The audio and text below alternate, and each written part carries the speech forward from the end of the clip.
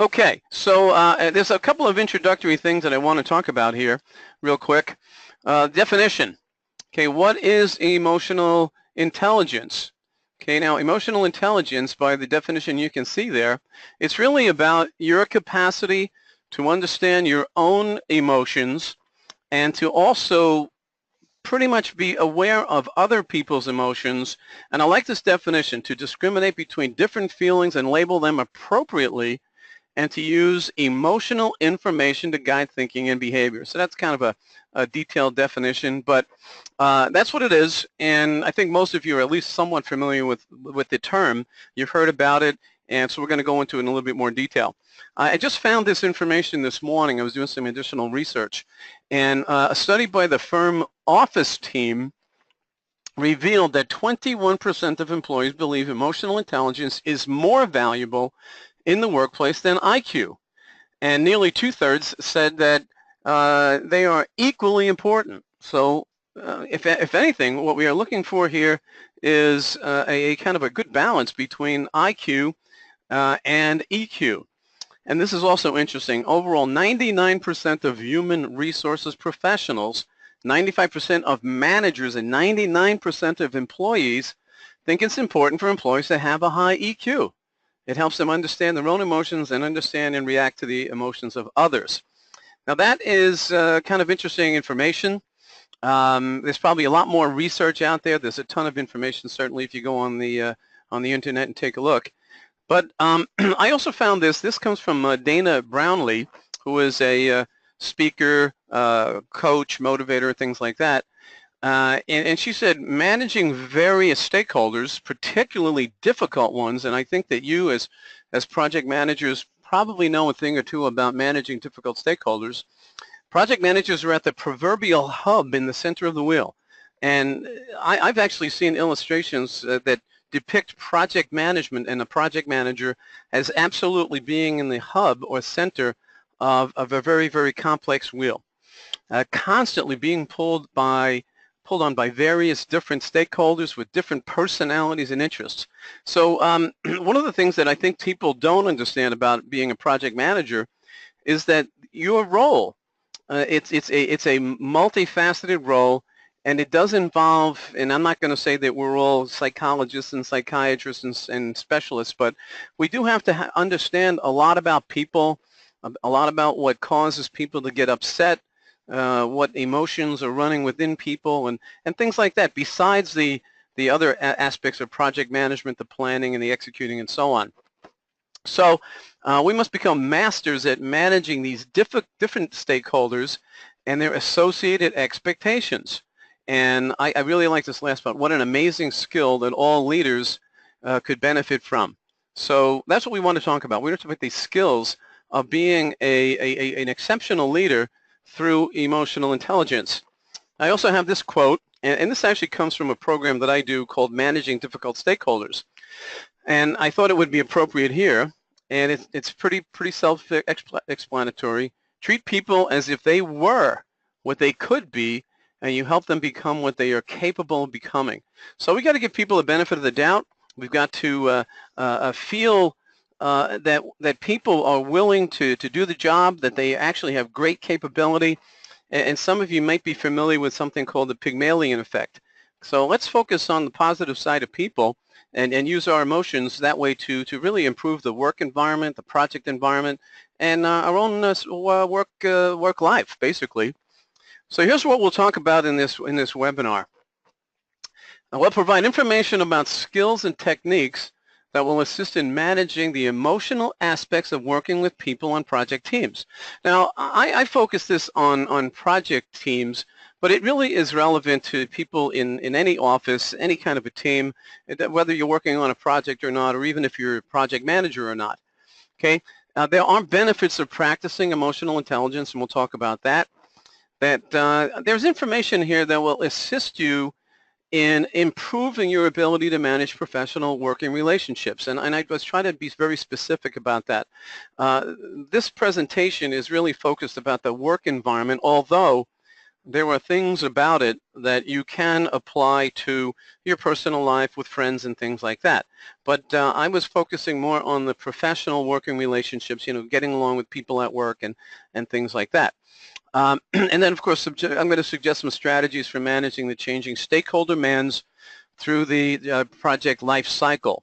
And I think that the reason that I'm actually doing this webinar is because I was reading about emotional intelligence, and I was thinking about the fact that as you progress through a project, as you go from phase to phase to phase, the emotions and the attitudes and the behaviors of people, including the leader, are going to change. And we're going to take a look at some of that.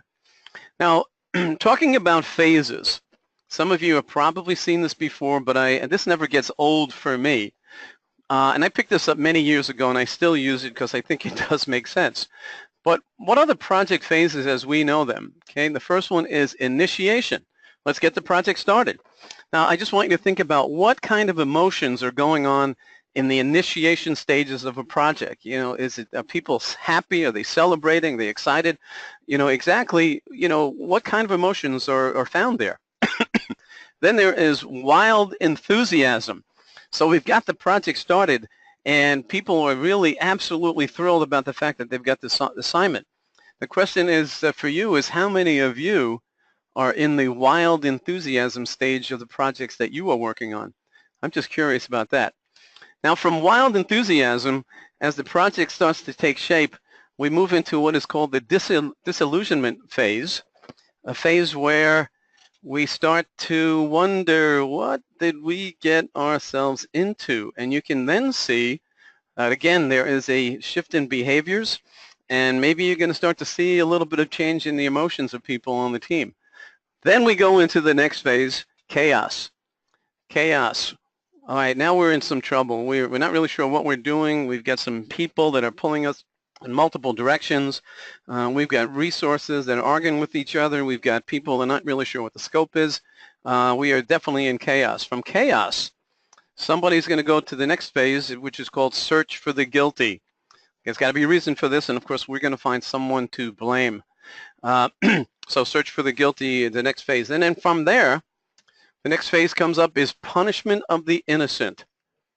Punishment of the innocent. Okay, how many of you have experienced that particular phase, which is followed by praise and promotion of the non-participants, and then finally, we're going to go gather project requirements. Now, of course, that is certainly not what you would find in PMI's PMBOK guide. But you know what? There is some element of truth here. And you know what? I've had people say to me, well, why change what works? So let's just think about that, though. If we think about project phases, what exactly is going on in terms of emotions and behaviors during a particular project phase? Now, I have several phases listed here, and they may not be the same as the phases that you have for your projects, but they might be close. They're the conceptual phase. We're going to get our requirements together. We'll design it, build it, test it, deploy, and close. Now, I have a question for you. If you could just add some comments into the question or chat box. But if you look at these phases, let's say the concept phase, what kind of emotions are you experiencing or have you experienced with people in the various beginning of the project, like initiation and conceptual discussion about the project? What kind of emotions would you say you are experiencing there? Is there joy? Is there happiness? What is it? Share some comments on that.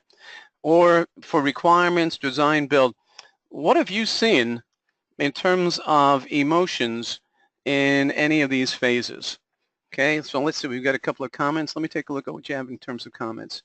Okay, enthusiastic about the potential for success, Kevin Martin says. The concept, happy, ready to get going, from James. Okay, and you know what? I think that's true for a lot of projects. You feel like, okay, we've got something new to go on. It's interesting. It's going to make a big change. So we're excited about it. Okay, and then you go on into design, build, test. What kind of emotions are now showing up there, especially in the building and the testing? Anybody have any comments about that? Okay, let's see what we have.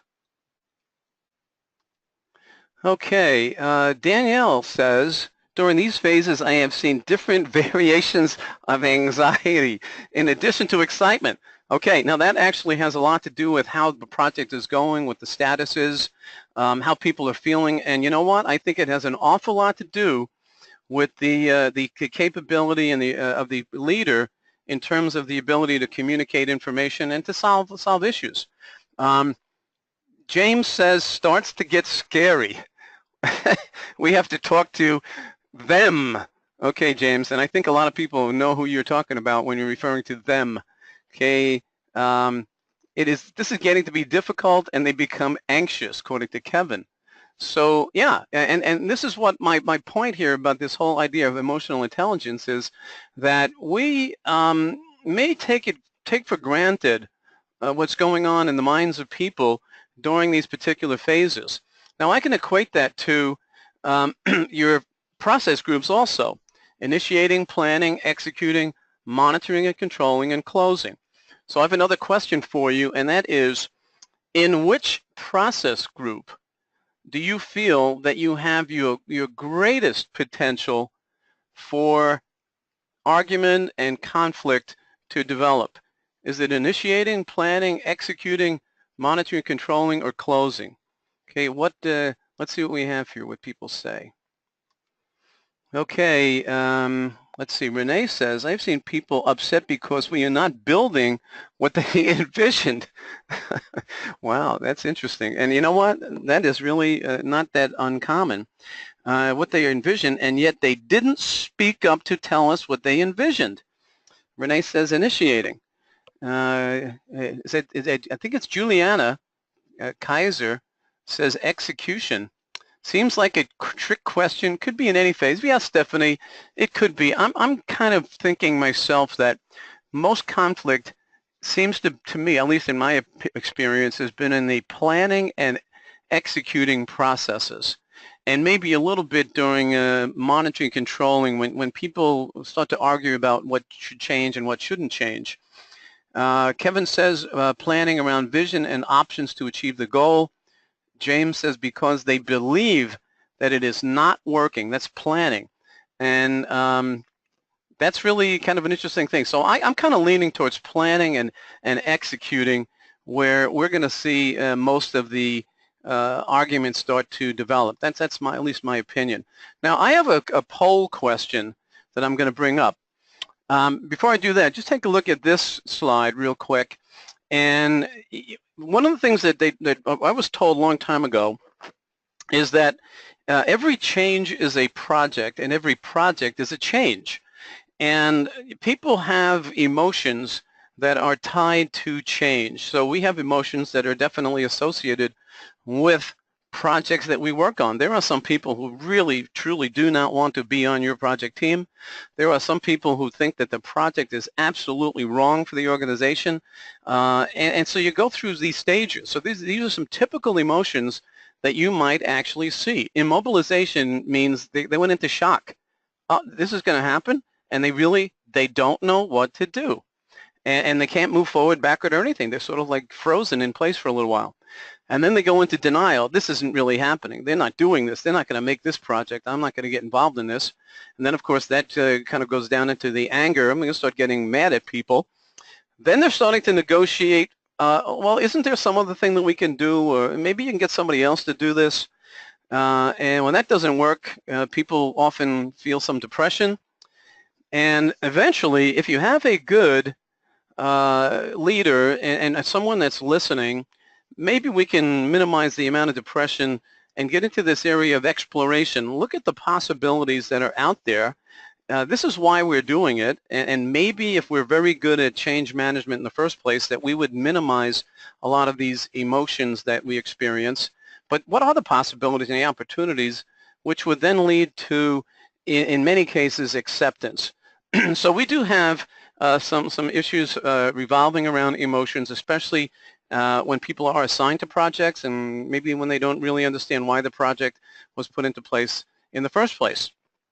You will definitely deal with some basic feelings, People will be sad, some people will be glad, some people will be absolutely mad and angry, and some people will be afraid, oh, we're going into uncharted territory. And most of you know, as project leaders, that not all of your feelings are expressed verbally, that there is that body posture, the avoidance, don't want to deal with people at all. And then, of course, there is the tone of voice that can start to give you an indication that problems are starting to arise. Now, I have a couple of polls here, and I want to bring up one poll, if I can get to it. Okay, and let me just bring this first poll up. And I'm looking to get some information from you all on that. Hopefully launch this one. Okay, so here we go. Okay, so the poll is open. Take a look at the question and see if you can provide me with a response.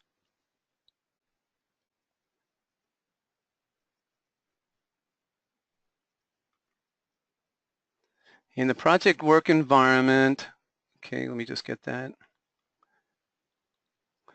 Okay, so we're seeing, it looks like 59%. 62%. Okay. All right. Sounds really pretty good.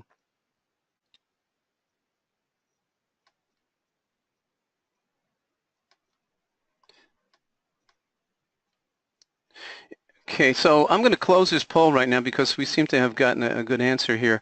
So let me show the results.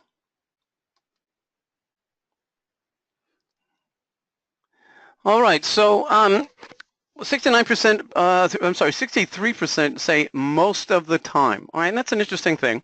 So let's expand on that a little bit.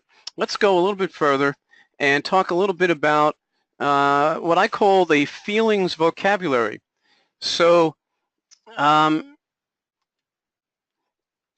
things that you need to be aware of, and if you think about the various phases that you're dealing with, you can start to take a look at the kinds of feelings that are going on within the team members. Impatient, annoyed, defensive, sad, and this is a pretty good list of feelings, or it's a good feelings vocabulary. And the idea here is for you to start thinking about when would these particular emotions or feelings actually start to appear, in what phase. Now think about it. I was looking at that word embarrassed.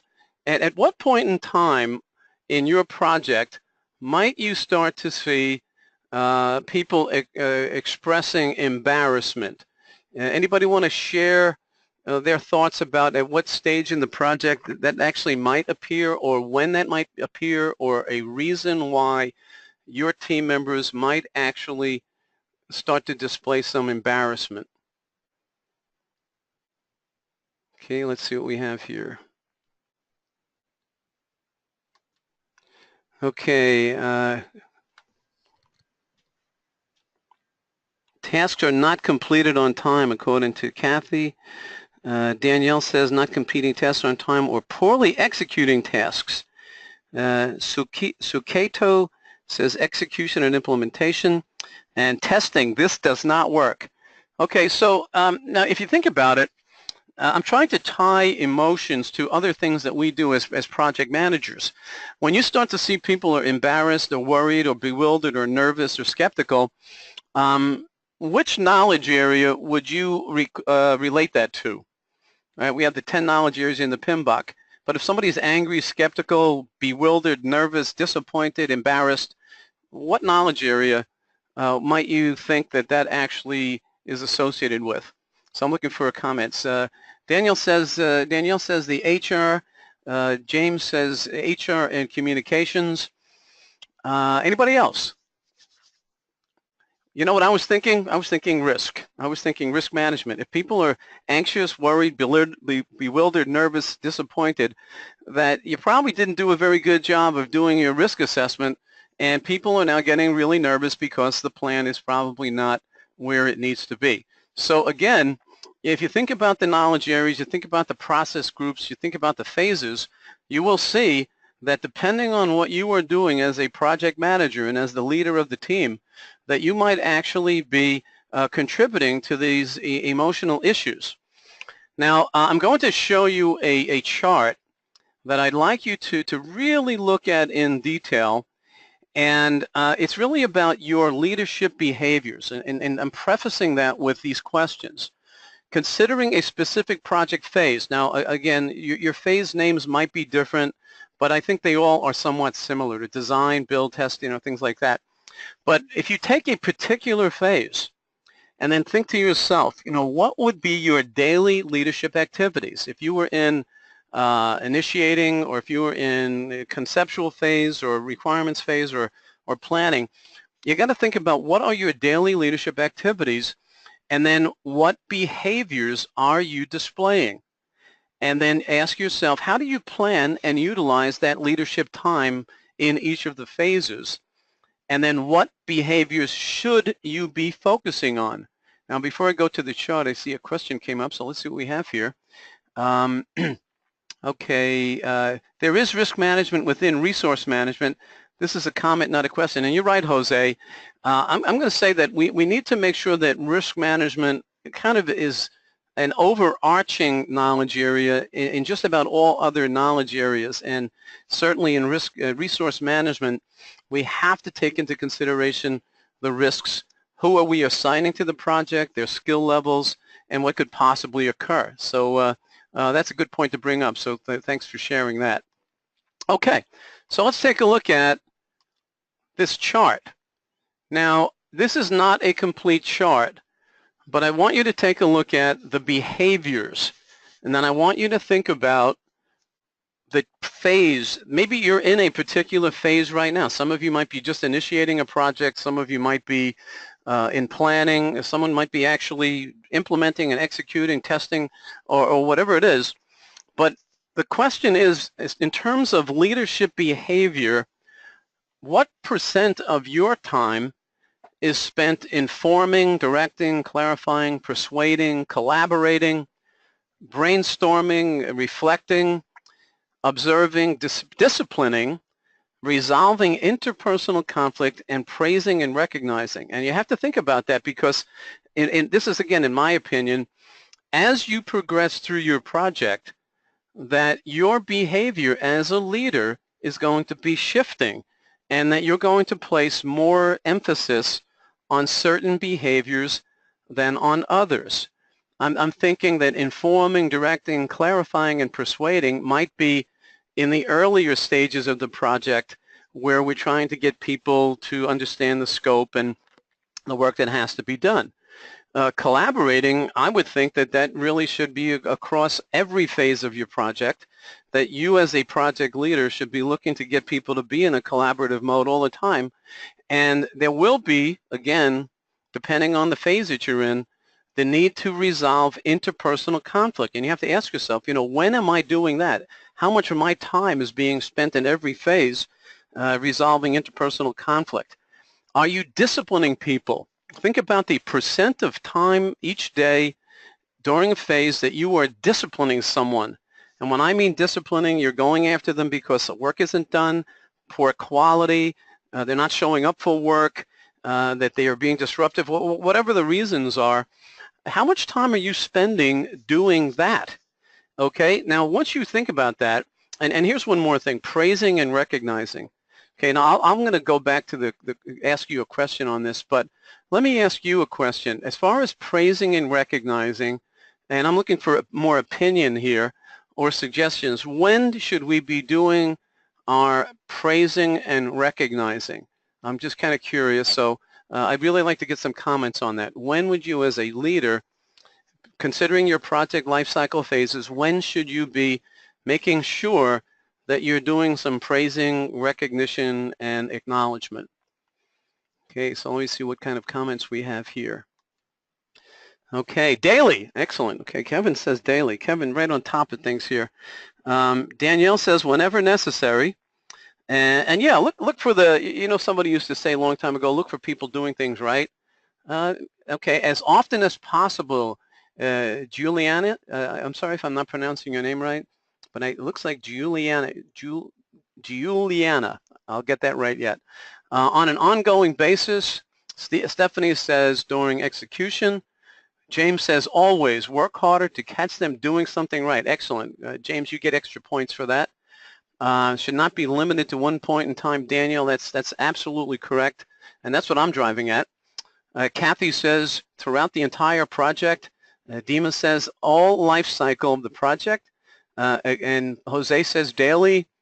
Absolutely. And I will continue to work on your name, Juliana. And Kevin says exactly, and it will reinforce the behavior you seek. So now, remember when I suggested this seminar, it was really focused on the project environment. But think about how we can use this advice of your peers who are sharing information here in your personal life too. Okay, think of you see. I understand that we can't change people. Don't even attempt to try to change someone's personality. But we can do a couple of things.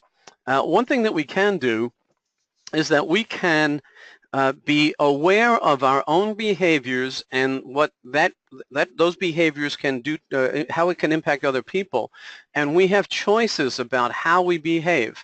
And we can also work with people to make sure that they understand that they have choices about how they are going to behave. So it's not about changing people, okay? If you want to get into trouble and you want to get into conflict, try to change somebody. It's not going to work. But give them some thoughts and some of your personal leadership and mentoring that, think about the consequences of your action and your behaviors. And with that, maybe they will rethink and choose a different approach. Now, all of this about behaviors is associated with something that many of you are familiar with, and that is the phases of team formation: forming, storming, norming, performing, and adjourning. Remember those, okay, because if you're forming a team, remember that forming a team, the people are generally a little bit apprehensive and are in what we refer to as a guarded state. They are thinking, what am I getting myself into? Storming is a part of the phases of the parts of team development in which people are vying for position and not necessarily agreeing with their assignments. They are not necessarily agreeing with who they want or they're going to work with. And you as a project manager or project leader have to really spend a lot of time focusing on your ability to manage conflicts and keep people looking for the bigger picture and to minimize or resolve those conflicts quickly. We get to norming, which means that, you know what, I know what I have to do and you know what you have to do and so on. We're not really a team there yet, but we are making progress, and there's maybe a little bit less direction by the leader, but we still have to keep motivating people to find ways to collaborate and work together. Performing, that stage is when people are absolutely in sync with each other, they're supporting each other, they're helping each other, and they have what we'll call shared aspirations. And then adjourning is also associated with not only is the project closing down or the team is breaking up, now you've got some high emotions there of regret. Oh no, I'm leaving a team. I really like working with these people. What's going to happen next? And that's, again, this is where the leader needs to focus very heavily on that emotional intelligence to give people the ability to think from an optimistic perspective about the new opportunities that are out there, the new jobs that are waiting, and how much you've learned while you're on the team and things like that. So these are very important and concepts that we should not forget about. So think about your leadership behaviors and ask yourself, is there a gap between what you actually do and how you should spend your time and energy? So if you're busy looking to discipline people all the time and find fault, think about, well, wouldn't there be some better use of your time than constantly criticizing? So think about that. What behaviors are taking up too much of your leadership time? Now, if you are constantly clarifying, if you're constantly trying to get people to understand, if you're constantly breaking up arguments, you have to step back and look at some root causes about why are you involved in these kinds of things instead of doing the productive things that help move your project or your assignment forward. And then where should you be spending your leadership energy? So if you have behaviors that are taking up too much time, then you have to start looking for ways to refocus. And I think that many of you have heard this before. Managers and leaders and even CEOs have said it all the time. It's time to get back to the basics. So make sure that you understand what your leadership behaviors are and where you are spending your time. And a lot of this is your personal self-assessment. If you notice as we're going through this, it's really more about you personally understanding and assessing what you are doing so that you can develop the strategies to move you closer to your ideal distribution of behaviors. So you're constantly doing this. Some people have been involved in what we'll call 360-degree feedback sessions, and those are great. But being honest with yourself and doing these personal assessments on a regular basis will certainly help you to achieve the goals that you're looking for. Now, we're going to talk a little bit about the very specifics of emotional intelligence here, but one of the things that we do as leaders, our primary goal is business success, or I should say maybe organizational success. Okay, and before I do that, I see I've got a couple of questions, so let me see what kind of questions have come up. Your actions must, what you say and what you write must be in alignment with what you say you are. You are always under the microscope. Be your authentic self. And Catherine, a very good friend of mine, Catherine, thank you for sharing that. Absolutely. You know, your people assess you by your actions basically more than your words. And that's how you build up credibility. You know, do what you say you're going to do. Follow through on your commitments and definitely be authentic to yourself. And with that, Catherine reminds me of something called authentic leadership.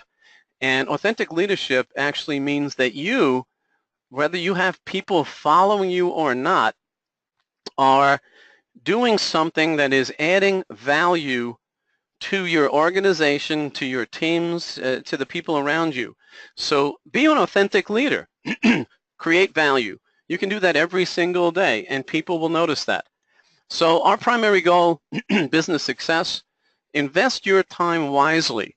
Obtain facts. Don't make assumptions. Assumptions, I think a lot of you have heard about assumptions. Let's get the facts before we start to make our decisions, as many facts as we can.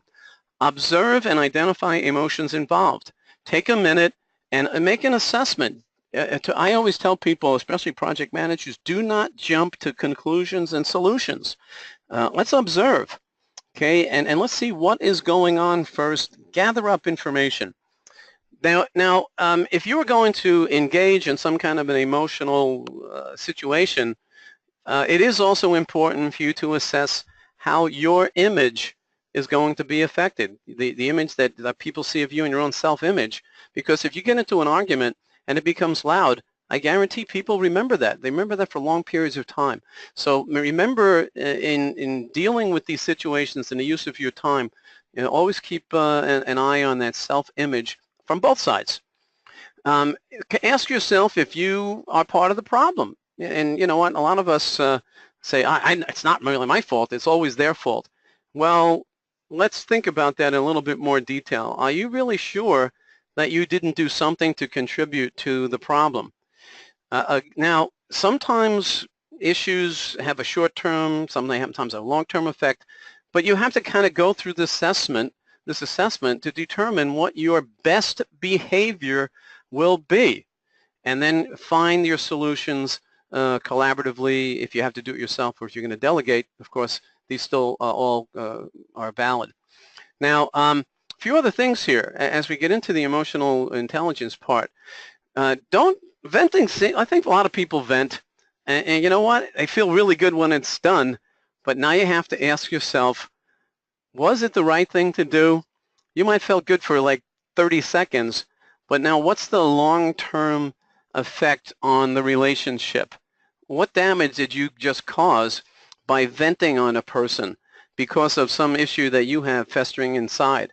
Okay? Also keep in mind before you decide to open up and dump on somebody, how important is that relationship? Okay, very, very strong and long-term relationships are damaged permanently by a short burst of venting and something that you probably could have handled in a different way. Okay, now, conflict management. Okay, how effective are you at managing conflict? And if you think about it, there are three basic behaviors for conflict. Passive behavior. What you do is you give in. Oh, I'm not going to fight that. I'll just do what they say. You're not going to give any opinions. And you know what? You are looked upon as easy prey for that person that's going to be super, super aggressive. They see you as pretty much a pushover. And that's going to be a problem. So you have to really think about your personal behavior there. Then there's the aggressive behavior. I'm going to get my way no matter what. Little respect for others, intent on getting one's own way, no matter what the cost, because you know what? They don't really care about other people's feelings and emotions and positioning and so on. That will definitely, at least in my opinion, weigh against you in the bigger picture. And then there's the assertive behavior. Being assertive in the business environment is actually a good thing. You can express your concerns, your issues comfortably without getting upset, that you will stand your own ground when necessary, that you are going to take positive action to try to resolve things, that you are showing this confidence, and that you're always respectful. And I've learned that. And I try to practice that as much as I can, that you do not have to like everybody, you do not have to be friends with everybody, but the key is to be respectful. And I try to live up to that pretty much every day. Now, if you want more information, I highly recommend that you go online and you can download this PDF. But this is the Dale Carnegie Conflict Reaction Profile. If you have a project team, I would suggest that you download this, and at a meeting, maybe before you're doing your project status or something like that, conduct this conflict reaction profile. And it will give you, I think, 16 questions that the team will have to answer, and they can answer them without sharing with anybody else. Maybe you can make up a little answer sheet for them. And then after they've answered, there is a scoring sheet, and it will tell them about how they are managing conflict and maybe make some suggestions on how to improve that. This is an excellent resource. I found it online many months ago, and I looked it up yesterday. It's still there, and it's very valuable, so I would definitely make a note of this and go forward and download it so that you have the opportunity to do this with your teams. Okay, now as we move into emotional intelligence, fundamentals of human social interaction. What we do is, most of you, and I believe this is true, rely on others for our assistance, for our livelihood. Most of us can't get our work done without other people. That sometimes we do ask for emotional support, and sometimes we have to ask for services for people. So we do connect with other people for a variety of reasons. That sometimes we are very cooperative, that we are willing to help others, and you know what? Sometimes we do feel safety in numbers, and that is absolutely true for most of us. And this is just fundamental human social interaction. And there are times when we are going to be competitors, that we will compete for resources, that we will position ourselves in the social hierarchy. We want to gain attention and things like that. So we will basically see these kinds of social interactions in most people. Now, the important thing to remember that all of us, and there is no exception, all of us do take on multiple roles and persona. Now, here's an example. Cooperation. Most of us drive in a safe way to avoid endangering other motorists. Some of you are probably shaking your head on that one, but you know what? If you are not in a hurry to get somewhere, if you are taking a leisurely drive somewhere, maybe you're on vacation, and you don't have a specific destination that you have to get to, that you're going to cooperate with other people, and you know what? You're going to give people the right of way, you're going to let people pass, that you are going to allow someone to make a turn. You're going to cooperate, and that's what we do. However, that same person who is cooperative, will turn competitive when running late. We become less cooperative, become more aggressive. We are now competing with all other drivers who are late. Now, I don't know where you're all from. Some of you I know are from big cities and so on, but in New York, I'm going to say that as soon as people get on the road, especially on the expressways around here, that they immediately launch into the competitive mode, and all bets are off. But just think about that.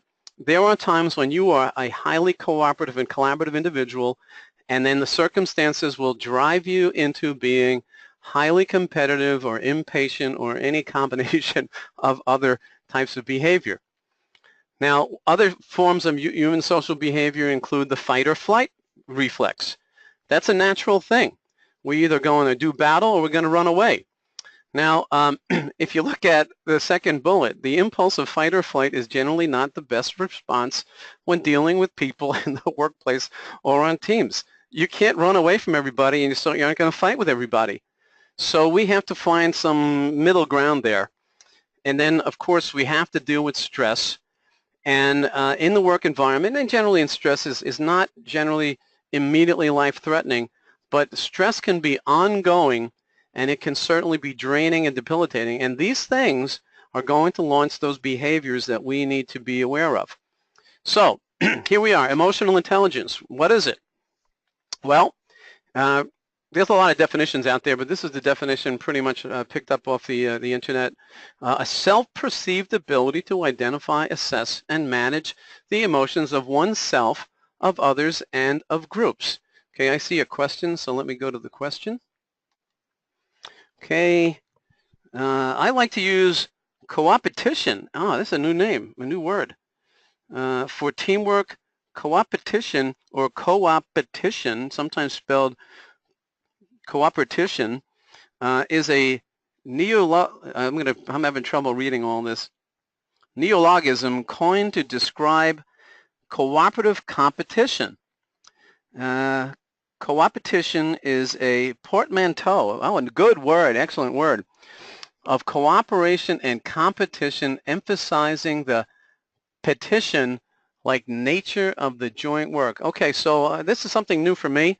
I'll have to make a note of that and build that into things that I talk about. But James, I'm going to look into that more, because I think you're right. We do have to have what we call healthy competition, because you know what? It creates a level of excitement. It gets people to think differently. It gets them to be more creative. So, James, I think I already gave you extra credit. I have to give you more credit for that one. But excellent term, and I will certainly build that in. Coopetition and cooperative competition. So thank you for sharing that. That's a great item to add. Okay, so Daniel Goleman actually, this is my understanding, pretty much really brought emotional intelligence to the forefront, and it talks about this array of competencies. And the competencies are defined in these elements known as self-awareness, self-management and regulation, motivation, relationship management and empathy, and social skill and awareness. Now, I'm going to try another poll before we go forward. I had another question I'd like to ask, so let me see if I can go to the poll. Okay.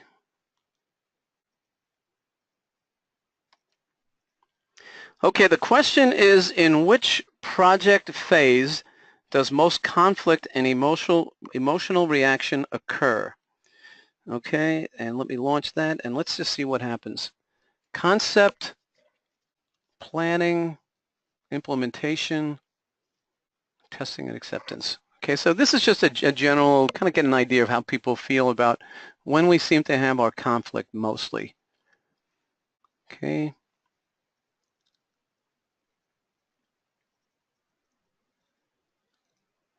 Okay, so it looks like a large group, 43% saying testing and acceptance.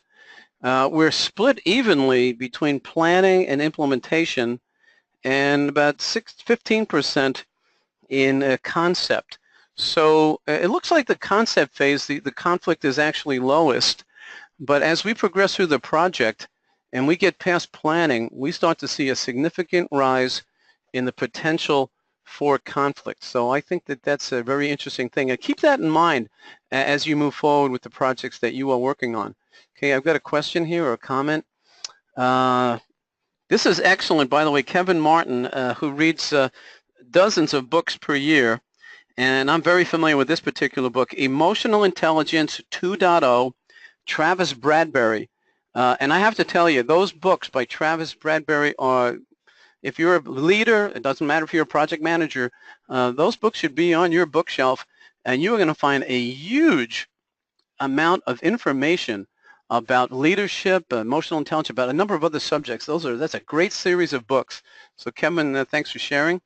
Kathy is saying planning and design phase is where we see the conflict the most, and that's what it looks like. Actually, it looks like it progresses forward very significantly in planning and implementation, and then it seems to peak a little bit in testing and acceptance. Very, very interesting observations. Okay, so here's the breakdown of Goleman's model.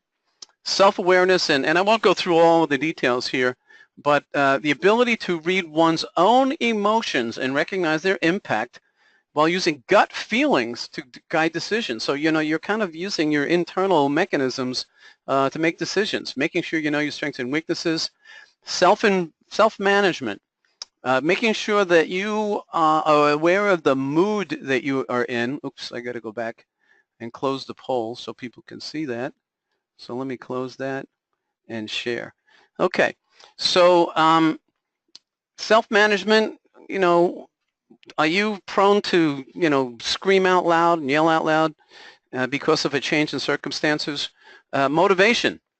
Do you focus on achievement for achievement's sake? Enthusiastic about getting things done and feeling good about when things get done, and also being very optimistic when, failure is sort of like looking at you in the face. Relationship management, making sure that we understand how other people feel, at least to try to get an understanding about that, and that they have their own emotional makeup. And then, of course, social awareness, building that rapport, and then finding ways to get people to move forward in the direction that you'd like them to go.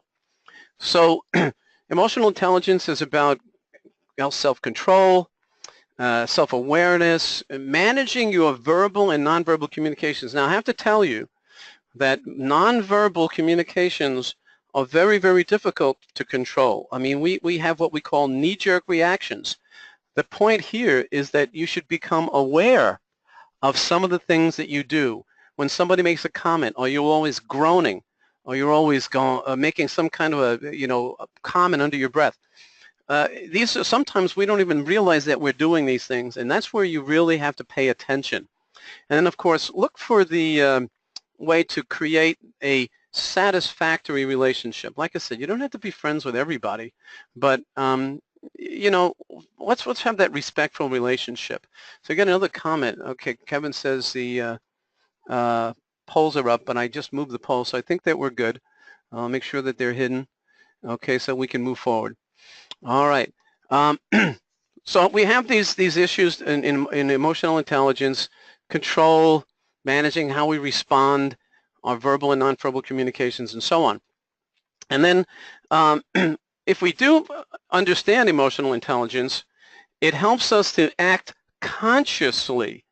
So we will now think before we act, and we say, if I say this, I know it is going to create a reaction that I'm going to have trouble dealing with. So now we're starting to think first, that we are going to not just fight or flight, that we are going to get in the middle and say, you know what, I want to talk about this, just not right now. I will reschedule, but I'm not going to let it go, but I'm going to find a better way to handle it. Remember, fighting and flight in the workplace is probably not going to help you very much.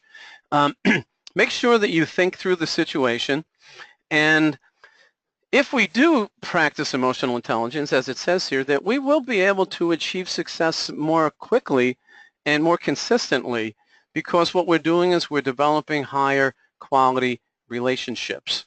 Now, this particular chart I think is really useful because it's giving you emotional intelligence in practice. Now remember, think about your phases, the project life cycle, and when you would actually want to make sure that you are totally aware of these various elements of emotional intelligence. But self-awareness, and I've got some examples. What brings out the worst in you? Think about that. Okay, if anybody wants to be brave and post a comment about what brings out the worst in you, then you have to kind of think about how will I manage that situation to change that. Okay, so you think about what brings out the worst in you. I'm just curious. You don't have to answer. I know that other people will see it, but I'm just curious. But the bottom line here is if you know that you're going to react, you're going to yell or scream, then maybe you ought to rethink about how you are going to respond in the future, because people are going to notice that. Okay, self-management is also part of that. If someone makes a mistake, do you go there and beat them up over it? Are you quick to condemn and criticize? Maybe there's a different way to do that. Maybe you can point out that they did make an error and maybe offer them a solution to that. Okay, I got another comment here. Recognizing triggers allows you to make a choice about your response or no response. Catherine says that. Kevin says repeated lack of commitment and accountability. Is that going to set you off, Kevin? I think that that frustrates me when someone says I did something and they actually didn't do it. Or, you know what? When someone says, and I heard this recently, I assumed that that was happening. Wouldn't that kind of get you a just tiny bit upset? Someone says assume to me, and I have to tell you, honestly, it does set me off a little bit. Disrespect and, I'm going to say, Suketo says disrespect and subordination or possibly insubordination. I think that that would tick us off. And you know what? We're human, and we are going to respond to these kinds of things. But take a look at these other items: self-management, motivation. Learn from a bad experience and focus on enjoying work. You know, hey, it didn't work that well, but you know what? I will find a better way to do it. Empathy. You know what? It attracts talent. If you are looking at people, especially in this new world that we have, this very, very connected world, that we have to be sensitive to diversity. All right, and we need to learn from culture and view other points of view, no question about it. And then, of course, your social skills, leading change, being persuasive, you're an effective networker and things like that. So I think that this is what emotional intelligence in practice is really about, and I'm sure that you can come up with more and more examples. Okay, another comment. Lead people, manage projects. Danielle Johnson, who happens to be in New York City, say Pam says, when someone is self-absorbent on a team and negative. I would say, Pam, that's definitely going to set some people off. And you know what? We have to find a way to control the urge to strangle somebody. Isn't that right? And you know, I know that we all wanted to do that at one time or another. Generally, that doesn't work. But I understand, like I said, we are all human, and these things are going to create some issues for us. Okay, so going forward, as we try to wrap up here, let's talk about communications real quick. I like this quote. Communication is something so simple and so difficult that we can never put it into simple words. Hey, communication is not easy. I don't care what anybody says. I don't know of anyone that is truly, truly an excellent communicator, but we're always working at it. We need to work on being better communicators. We have to be better at listening. We have to be better and more effective at speaking and being articulate. That we have to find a way to establish rapport with other people, even with people that we don't like. And then, of course, we have to watch out for those nonverbal signals, the ones that we give and the ones that other people give. These are things that you have to pay attention to.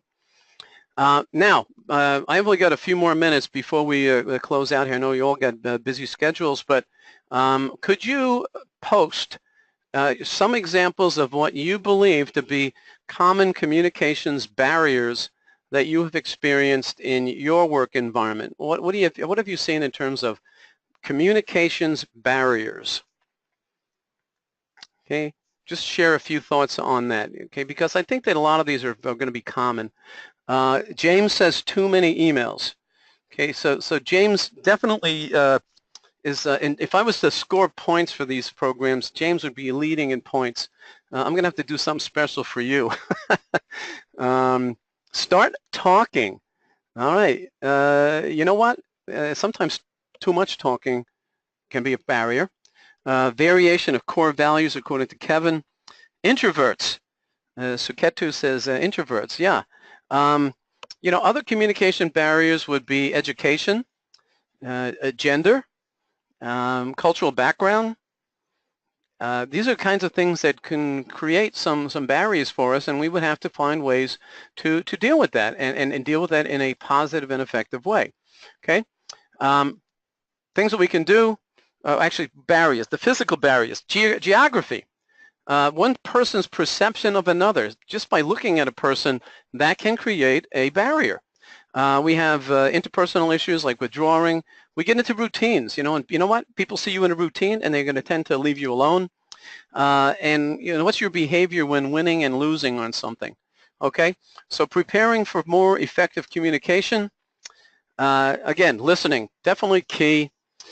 Find ways to compliment and praise or acknowledge, and let's not do that lightly. Let's make that something that you are sincere about.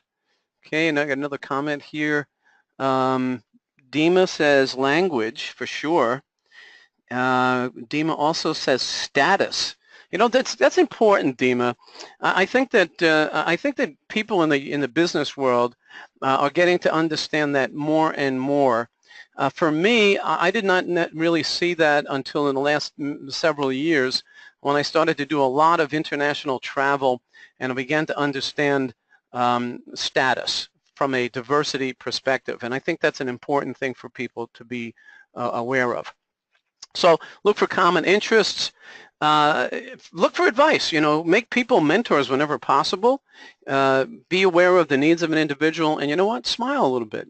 Smile more. Smile more. Okay, so I'm going to start to wrap this up. I know it's getting time to end. Tactful Conversation, by the way, this whole program is being recorded. It will be placed on a link so that you can actually listen to it, review it, make notes about it, even share it with other people. I like this Tactful Conversation from Don Gabor. And I won't go through all the details here, but just look at the items, think and converse. Make sure that you understand the timing of your comments, and always listen. Listen, listen, listen. Okay? So the summary, emotional intelligence is key. Make sure that you assess your ability to manage conflict. Go to the Dale Carnegie PDF that's online. Make a printout of it. Share it with your team. I promise you that you're going to get some good discussion about that. Don't try to change people, but you can make yourself aware of the implications of your behavior, and maybe you'll change the behavior. Make the choices. Catherine mentioned that earlier. You have to think about your choices. Improve your communications all the time. Writing skills, presenting skills, speaking skills, listening skills. You can certainly improve on all those all the time. And remember that emotions are going to change as the projects progress. Therefore, you have to adjust your behaviors. And if you go back on my chart about the behaviors about leadership, make sure that you find a way to bring in some praise, recognition, and acknowledgement to people on your teams. You would be surprised how far it will go and what the impact will be if you just show appreciation for people. Really, it's really important. So I'm going to go right to the PDU information, because I know some of you are waiting for that. And while I have that posted on there, let me take a look at this item. Kevin says thank you. Kevin, he and I have done a lot of work together. We're kind of partners in crime and presentations and so on. I was hoping to see if I can get Kevin to step up to maybe make a couple of comments, but I realized that I had a lot of material to cover here. So Kevin, I will definitely include you in the next one so that you and I can collaborate a little bit on this subject and other subjects. Renee says thank you. James, thank you very much. I really appreciate your comments, James. Everyone can make a note of the PDUs. And let me just, there's a few other slides here just as I close out. Okay, this is the PDU information. If you need to go to the PMI website, here's the steps to take. Just log into pmi.org or log into that particular link, ccrs.pmi.org, and then there's a bunch of steps there, and it is easy to do. Remember, this is Category B PDU. At the bottom of the screen, you'll see that International Project Management Day is November 2nd, 2017. International Project Management Day is the first Thursday of November every year. Put it on your calendar. Find a way to have some kind of an event or recognize project managers and project teams for the work that they do.